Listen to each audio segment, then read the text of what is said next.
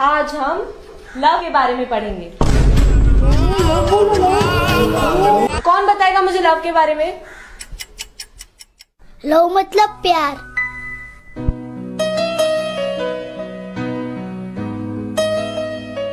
प्यार प्यार दोस्ती है।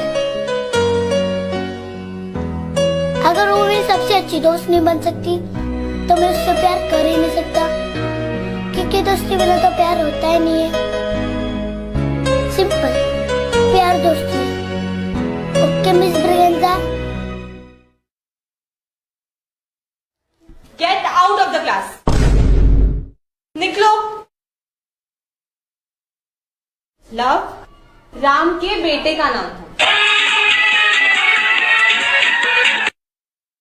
हाँ, किसी को प्यार की कदर ही नहीं है।